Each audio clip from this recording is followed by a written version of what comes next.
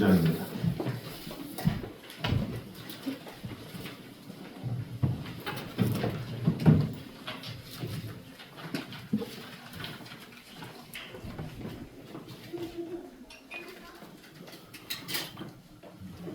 잠언 29장 10절에서 11절까지 말씀입니다.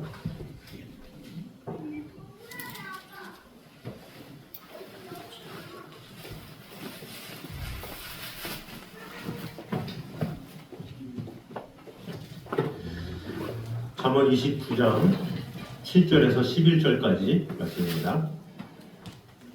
교독하도록 하겠습니다. 의인은 가난한 자의 사정을 알아주나 악인은 알아줄 지식이 없느니라.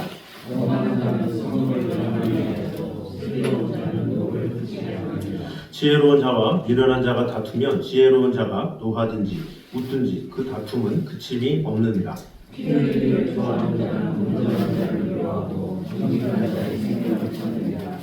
같이 읽겠습니다. 어리석은 자는 자기의 노를 다 드러내어도 지혜로운 자는 그것을 억제하느니라. 아멘. 자, 오늘은 계속해서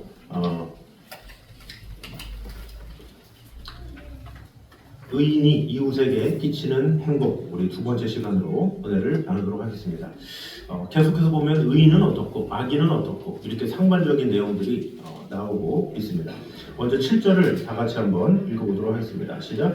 의인은 가난한 자의 사정을 알아주나 악인은 알아줄 지식이 없느니라. 아멘. 자, 여기 보니까 의인은 가난한 자의 사정을 알아준다 이렇게 이야기를 하고 있죠. 그러니까 가난한 자의 사정을 알아주는 게 누구냐? 부자다, 가난한 자다 이것이 아니라 어떤 특정한 사람이 아니라 의인이 가난한 자의 사정을 알아준다라는 거죠. 쉽게 말하면 내가 의인이냐 아니냐를 판가름할 수 있는 방법은 어려운 자를 얼마나 마음에 두고 있는가, 신경 쓰고 있는가, 이런 사람을 의인이다 이렇게 말하는 거죠. 주위에서 불행함을 누가 겪고 있다거나 누가 어려움을 겪고 있다거나 TV에서 보면 여러 가지 안타까운 일들이 있잖아요. 저런 어떡하지 뭐 이러면서 근심하고 같이 걱정해주고 산불 때문에 고생하고 있다고 아이고 저런 어떻게 하지 이렇게 애틋한 마음을 가진 사람을 의인이다 이렇게 말을 하고 있죠. 반대로 악인은 어떠냐? 알아줄 지식이 없다 이렇게 얘기하고 있죠. 지식조차가 없다, 생각조차가 안 한다. 이게 뭡니까? 자기 먹고 살기만 바쁘다 이렇게 보는 거죠. 자기 중심적이다. 다른 사람 생각은 안중에도 없고 지금 내 살기 바쁘다 이런 생각을 하는 사람, 이런 사람을 악인이다 이렇게 말을 하고 있다라는 거죠. 더 나아가서는 가난한 자를 무시하고 신경도 쓰지 않는, 나중에 자신이 어려움에 처할 때가 있음에도 불구하고 돌아보지 않는 그런 모습을 볼 수가 있죠. 우리 이스라엘 백성의 관습 중에 우리가 한번 나눴던 게 그거였죠. 아브라함은 이 손님을 잘 받는 풍습이 있었다고. 그래서 이스라엘 민족들이 아브라함을 따라서 어떤 외부에서 나그네가 와서 이렇게 노크를 하고 오늘 재워달라 이렇게 하면 뭐 우리나라 같으면 내가 당신을 어떻게 알아서 재워줘? 이렇게 하게 되겠죠. 뭐 있을 수 없는 일이죠. 그러나 이스라엘 사람들은 아직도 나그네가 와서 재워주세요 그러면 아무런 조건 없이 최선을 다해서 섬겼죠. 근데 그렇게 최선을 다해서 섬긴 이유가 뭐냐? 자신도 언젠가 나그네가 될 수 있다라는 생각을 가지고 있기 때문에 그런 거예요.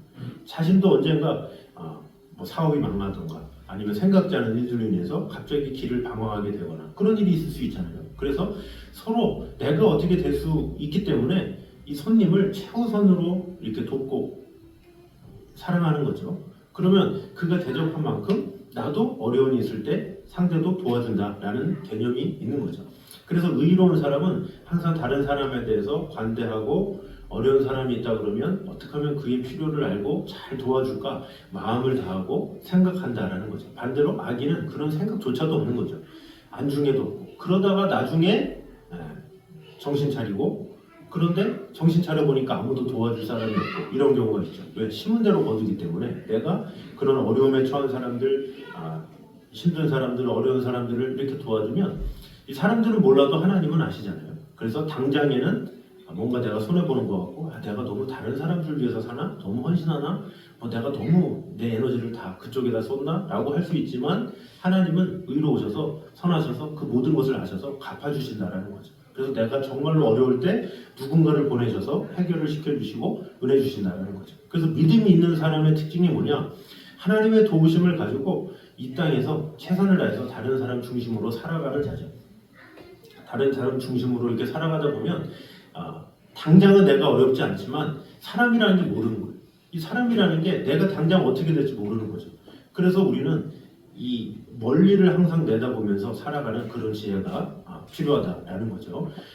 그럼 멀리 내다보는 그런 것이 없으면 사람들은 지금 당장 눈에 보이는 그것만 가지고 따지는 경우가 많이 있죠. 그래서 뭐 젊은 남녀들도 뭐 결혼할 때 얼마나 가졌느냐 뭐 이런 거를 막 하는 경우가 있잖아요. 사실 이런 것이 좀 어리석은 거죠. 진정으로 지혜로운 사람은 그의 비전을 보잖아요.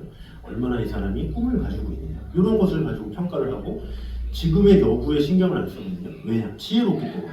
근데 어리석은 사람들은 얼마를 가졌느냐 뭐 어떻게 재력이 있느냐 뭐 이런 것을 가지고 하다가 그 재력이 영원합니까? 그렇지 않잖아요. 한순간에 넘어질 수도 있고 한순간에 망할 수도 있고 한순간에 그럴 수도 있고 그러나 오히려 꿈이 있는 사람은 당장 넘어진다 할지라도 다시 일어날 수 있는 힘이 있기 때문에 더 의지할 수가 있는 거죠. 그래서 지혜로운 사람은 그 사람의 가진 것을 보고 반하고 그런 것을 가지고 배우자를 택하는 것이 아니라 상대의 꿈을 가지고 택하기도 하죠.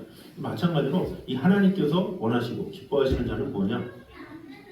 우리의 마음, 비전, 이런 생각, 이런 것이 얼마나 다른 사람 중심으로 사로잡혀 있는가 그런 사람을 하나님께서 기뻐하시고 그들을 사용하시고 은혜 주시는 거죠.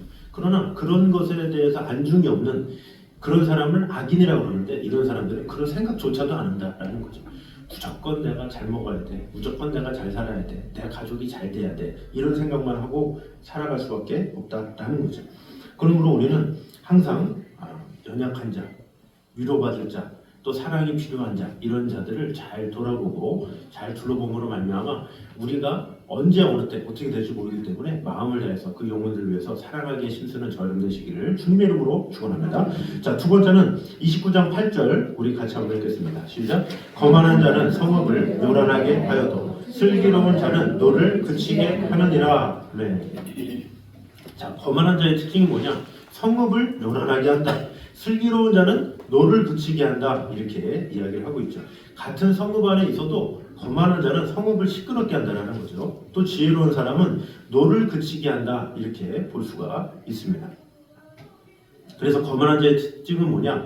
다툼과 소동을 일으킨다는 거죠. 근데 이 다툼과 소동을 왜 일으키느냐? 교만하면, 자신을 더욱더 나타내고자 하면, 그러면 그때부터 교만이 일어나게 되고 그로 인해서 다툼을 일어나게 하죠. 압살롬이 다윗을 배반하잖아요. 그러면 압살롬이 다윗의 아들로서 시간이 지나면 자기가 최선을 다하면 정성을 다하면 모르죠. 뭐 아버지가 어떻게 더 큰 은혜를 줄지. 그런데 압살롬은 그걸 참지 못했죠. 그래서 욕심이 생기고 권력에 대한 마음이 생겨서 어떻게 돼요? 아버지의 왕권을 자기가 찬탈하려는 그런 욕심을 갖게 되죠. 그렇기 때문에 어떻게 됩니까? 전쟁이 일어나게 되죠. 이 성읍이 시끄럽게 된 거예요. 만약에 이 압살롬에게 욕심이 없었다. 그러면 오히려 상급을 받고 오히려 칭찬을 받았겠죠. 그러나 이 욕심이라는 것을 버리지 못함으로 말미암아 그의 욕심이 얼마나 대단하냐. 이 성읍에 앉아서 사람들을 재판했다고 하잖아요. 그런데 이 개역 성경에는 4년 동안 이 사람들을 재판했다. 성문 입구에서. 그 당시에는 이게 재판을 하려면 어떤 사람이 억울하다 그러면 신청을 해야 돼요. 뭐 이런저런 일이 있습니다. 뭐 오늘날에 법원에서 하는 것처럼. 그럼 보통 시간이 걸려요. 뭐 일주일 뒤에 와라, 뭐 언제 와라, 뭐 이런 것들이 있을 거 아니에요. 근데 압살롬은 아직까지 뭔가 공식적인 법원도 아니고 그렇기 때문에 그저 억울한 사람이 있어? 내가 판결해줄게. 이게 오라고 하는 거예요. 근데 왕의 아들이고 또 그러니까 여러 가지 사람들이 해준다고 하니까 이제 모이겠죠. 근데 모이는데 그들의 마음을 잘 들어줘. 그러니까 백성들의 마음을 뺏은 거죠. 그렇게 해서 개역 한글에는 4년, 킹제임스 성경은 40년이라고 그러는데 40년은 뭐 좀 오반 것 같고 4년 동안 백성들을 계속 소통하면서 마음을 뺏은 거죠. 왜? 권력에 대한 마음 때문에. 결국 그로 인해서 성읍이 시끄러워지고 이스라엘이 아주 그로 인한 어려움을 당하게 됐죠. 그 역사적으로 보면 항상 어떤 왕권이든지 어떤 나라든지 그 부하의 욕심으로 말미암아 무너지는 경우가 상당히 많이 있어요. 그 제가 많이 봤던 이 삼국지 같은 경우도 이 마지막 그 후반전에 가서 위초고 세나라잖아요. 근데 세나라인데 그 촉이 오나라 말고 위나라에 의해서 멸망을 하거든요. 근데 그 위나라가 먼저 이 촉을 멸망하는데 장군 둘을 보내요. 종해라는 장군이 있고 등해라는 장군이 있고. 근데 그 종해라는 사람도 지혜롭고 똑똑하고 등해라는 사람도 싸움을 잘해요. 아주 전쟁에 등해. 근데 그 등해라는 사람이 얼마나 대단하냐면 그 총나라가 여러분 이게 중국 보면 장가계라는 데 있잖아요. 아주 험난한 그런 데처럼 총나라는 가려면 다 절벽이야.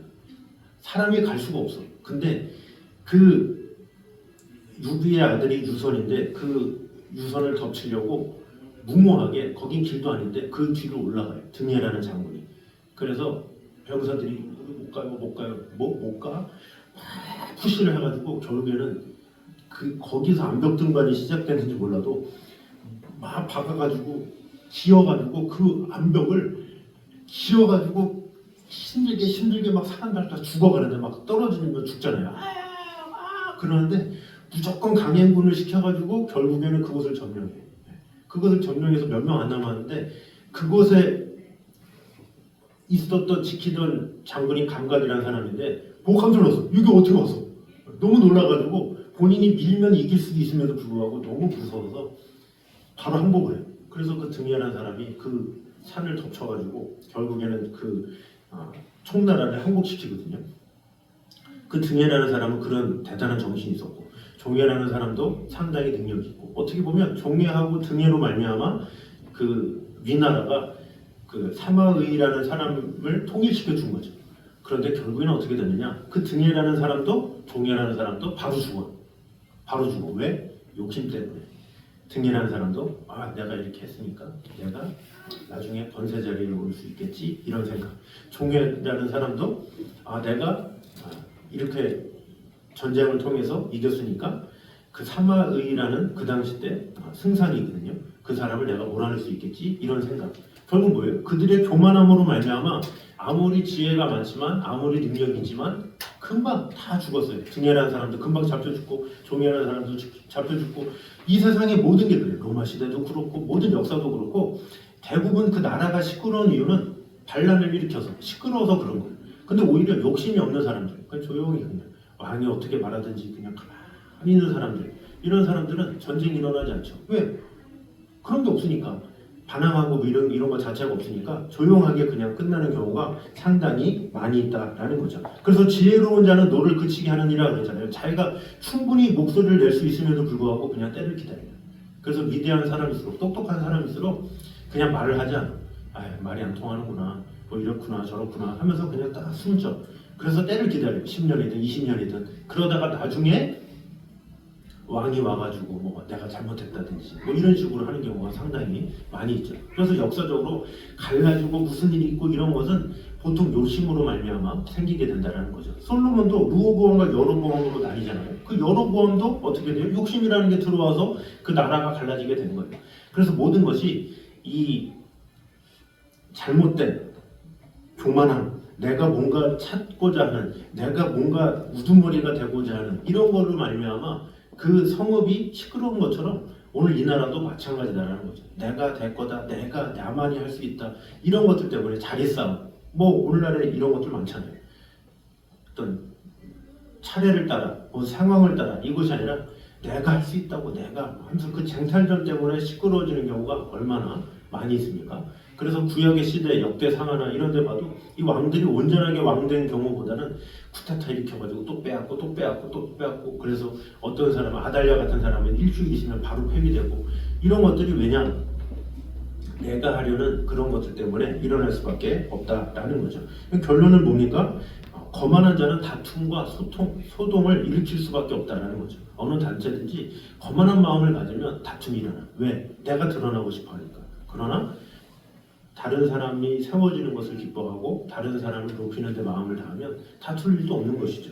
그래서 늘 하나님은 겸손한 자를 들어 사용하신다는 것을 알아서 거만한 자가 아니라 지혜롭고 겸손한 자로서 분쟁을 멈추고 화평을 이루는 그런 삶을 살아야 한다라는 것입니다. 그래서 우리의 말과 행동이 공동체에 선한 영향력을 끼치는지 잘 돌아보게 됨으로 말미암아 지혜롭게 살아가는 저여러분 되시기를 주님 이름으로 축원합니다. 우리 9절 말씀 보겠습니다. 9절 시작. 지혜로운 자와 미련한 자가 다투면 지혜로운 자가 노하든지 웃든지 그 다툼은 그침이 없느니라. 아멘. 자, 이것도 같은 맥락인 거죠. 지혜로운 자와 미련한 자가 다투면 어떻게 됩니까? 지혜로운 자가 노하든지 웃든지 그 다툼은 그침이 없다. 이것은 뭡니까? 그침이 없다. 이것은 남는 게 없다라는 거죠. 미련한 자와 싸워봤자 남는 것 없다. 지혜롭게 행하라. 이렇게 말을 하고 있죠. 야고보서 1장 20절에도 이렇게 말씀합니다. 사람의 성내는 것이 하나님의 의를 이루지 못함이니라. 이렇게 이야기를 하고 있습니다. 그래서 우리는 어떤 논쟁으로 휘말리지 않도록 하나님의 지혜로 잘 분별하며 나아가는 그런 모습이 있어야 된다는 거죠. 그래서 어느 누구도 항상 그럴 수 있어요. 어떤 얘기를 하다 보면 나의 주장이 펼쳐지게 되기도 하고 또 상대 주장이 하게 되기도 하고, 그런데 그런 것에 있어서 지혜로운 사람은 어떻게 하느냐? 불필요한 논쟁에 휘말리지 아니하고 하나님의 지혜로 될 수 있도록 마음을 다하는 것, 하나가 되게 힘쓰는 것, 그것이 가장 지혜로운 모습이다라는 거죠.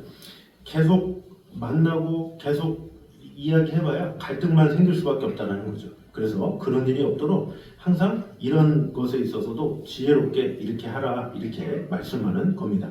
자, 그래서 11절 말씀 우리 보도록 하겠습니다. 10절 말씀 시작.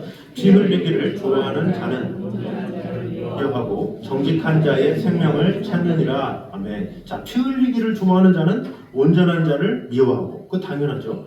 그리고 정직한 자의 생명을 찾는다, 이렇게 이야기를 하고 있죠. 자, 정직한 자의 생명을 찾는다. 이것은 뭐냐? 그러니까 쉽게 말하면 악인은 의인을 미워할 수밖에 없다라는 거죠. 죄악을 즐기는 사람은 의인을 미워하죠. 또 성경에서도 가인이 아벨을 미워하고 죽인 이유가 뭡니까? 그의 행위가 악하고 아벨의 행위가 의로웠기 때문이죠. 예수님도 의로운 삶을 살았지만 세상이 예수님을 싫어했죠. 마찬가지로 우리도 세상 속에서 의롭게 살려고 한다? 정의롭게 살려고 그런다? 그러면 세상이 싫어하죠. 그러나 우리는 타협하지 말고 하나님의 의를 따라 살아가야 한다라는 거죠. 그 뒤에 보면 또 뭐라 그러니까? 정직한 자는 생명을 찾느니라, 이렇게 말씀하고 있죠. 정직한 자는 자신의 생명뿐만 아니라 다른 사람들의 생명을 찾는다. 이것은 정직한 사람은 진실을 말하고 사람을 얻게 된다, 이렇게 말을 하고 있는 것이죠. 정직하게 살고 마음을 다하고 이렇게 하게 되면 사람들의 마음을 얻게 되고 사람의 어떤 덕을 끼치는 그런 일들을 하게 된다라는 거죠.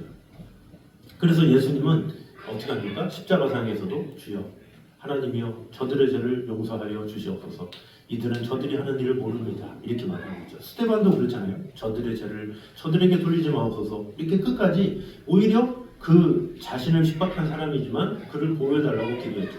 그랬더니 하나님께서 예수 그리스도를 높여주셨다, 빌립보서 2장에 말씀하셨고, 또 스데반도 위대한 순교자로 하나님께서 세워주셨다라는 것을 우리는 알아야 합니다. 결국 뭐냐? 하나님의 정리가 승리하게 된다는 거죠. 하나님의 보호하심은 정직한 자와 함께하고 악인은 결국 멸망하게 된다, 이렇게 말을 하고 있다라는 거죠. 그래서 악인은 의인을 미워하지만 의인은 끝까지 믿음을 지키는 것, 그것이 필요하다라는 것입니다. 결국 하나님의 정의가 승리하고 우리는 의로운 삶을 살아야 한다라는 것입니다. 그래서 우리는 세상이 우리를 미워한다 할지라도 그런 것을 연연하지 말고 하나님께서 내게 주신 사명이 무엇인지를 분명히 알아서 어떠하든지 관대한 마음, 넓은 마음, 이해하는 마음, 품는 마음, 이런 마음을 통해서 하나님께서 주시는 은혜 가운데 거하는 것, 그것이 필요하죠. 그래서 우리의 인생은 모난 인생이 아니라 둥근 인생이 돼요. 둥글게 세상이 어떠하든지 그저 받아들이고 위해주고 포용해주고, 그러면 지금 당장에는 어려움이 있고 또 고난이 있고 슬픔이 있다 할지라도 하나님은 하나님의 때에 하나님의 방법으로 세워주신다라는 것입니다. 그러므로 우리는 악을 멀리하고 정직함을 따르고 하나님의 공의를 믿고 승리하게 되는 삶을 살게 됨으로 말미암아 하나님께서 내게 주신 그 사명을 잘 감당하되, 특별히 우리가 의인으로서 하나님의 말씀을 더욱더 순종하며 하나님의 말씀을 지키기에 힘쓰며 온전함을 더하는 것, 그것이 필요하다는 거죠. 그러나 대부분 사람들 보면 세상 사람들의 반응에 너무 민감한 경우가 있어요. 세상이 나를 미워하네, 세상이 나를 공격하네, 세상이 나에 대해서 모함하네, 이런 것을 다 연연하기 시작하면 크게 될 수가 없죠. 그래서 위대한 사람일수록 어때요? 그릇이 넓잖아요. 관대하죠. 이렇게 받아들일 수 있는. 그러나 마음이 좁으면 그런 것을 받을 수가 없어요. 이랬네 저랬네, 상당히 사소한 것에 민감할 수밖에 없죠. 그래서 우리는 항상 세상이 어떠하든지 이 세상이 내 생각대로 돌아가지 않는다 할지라도, 그러나 하나님은 나와 함께 계시고 나를 지키시고 돌보신다라는 마음을 가지고 어떠한 결과든지 주여 하나님께서 선하게 해주시게 될 줄 믿습니다. 이런 하나님 중심으로 살아갈 때 하나님께서 하나님의 방법으로 하나님의 때에 하나님께서 이루실 것을 믿고 오직 주 하나님의 능력 가운데 하나님의 선하심으로 살아가는 저와 여러분 되시기를 주님의 이름으로 축원합니다. 기도하겠습니다. 하나님 감사합니다. 우리와 늘 언제나 함께 하시는 주님의 은혜를 찬양합니다. 우리가 어떠하든지 의인으로서 다른 이들을, 영혼들을 돌아볼 수 있는 그런 자들이 되게 하여 주시옵소서. 먼저 주위를 잘 돌아볼 수 있는 성도들이 되어서 우리의 삶을 통해서 놀라운 하나님의 역사와 하나님의 은혜가 가득 임할 수 있도록 주님 언제나 함께 하여 주시옵소서. 또한 거만한 자는 성읍을 소란케 하여도 슬기로운 자는 노를 그치게 한다라고 하였습니다.